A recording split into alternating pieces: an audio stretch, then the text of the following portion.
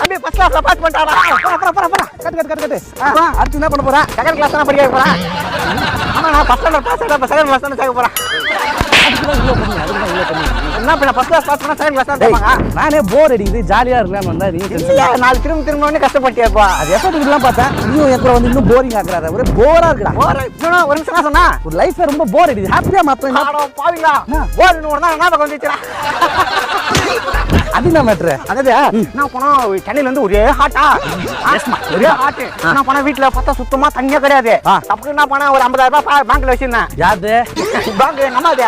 உடனே 50,000 போர் போலாமே போர் போட்ட மாதிரி போட்ட உடனே போர் காரணம் சொன்னா சார் 1000 பாத்துங்க நீங்க உடனே அந்த பாத்தீங்கன்னா டேப்பு கொடுத்தான்.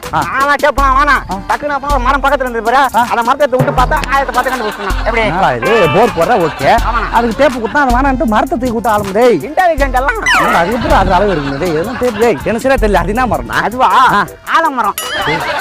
ஆலமரம்னா ஆனா ஆலமரத்துல வேர்லாம் தொங்க பாத்திருக்கியா? இந்த மாதிரி வேர் பாத்திருக்கா? இதுக்கு காத்துல இப்படி ஒண்ணு அடிக்கும் இப்படி ஒண்ணு அடிக்கும் பயங்கரமா அடிக்கும்.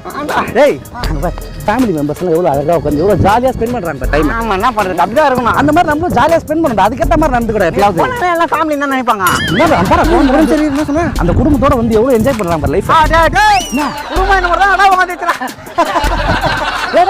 அது மேட்ரு. அதாவது என்ன பாக்கலாம் ஒரு வந்து ஊர்லயே நல்லா மெச்சிக்கிற ஒரு குட் ஃபேமிலி. நாங்க மெச்சிக்கிற ஃபேமிலியா? மதிக்கத்தக்க கூடிய ஒரு ஃபேமிலி. ஒரு ஃபேமிலி. அவங்க என்ன பண்ணா புருஷன் கனவி வந்து ரெண்டு பேரும் வந்து எங்க போனா ஒண்ணா தான் போவாங்களாம். புருஷன் கனவியா?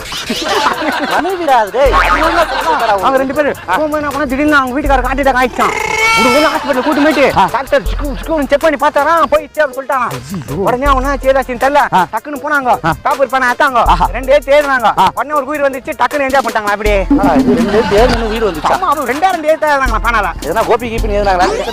இல்ல இல்ல என்ன நடந்தது? எழுத்து எப்படா முடியாது? என்னடா எழுத்து? அதுவா உயிர் ஆயிடுச்சான். இப்போ ஒரு உயிர் போயிடுச்சுல ரெண்டு உயிர் எடுத்து வந்துருமா? உயிர் எழுத்துனா உயிர் வந்துடும். மெய் ஆயிடுச்சுன்னா மெய். ஆனா தமிழ்ல மொத்தம் நிறைய எழுத்து இருக்கு. அந்த மாதிரி உயிர் எழுத்து மெய் எழுத்து அந்த மாதிரி இன்னொரு எழுத்து ஒண்ணு இருக்கு. ஆனா அது எழுத்த கத்துக்கணும்னு வச்சுக்கேன் நம்ம யாருக்கு அடிவாங்க. கிட்ட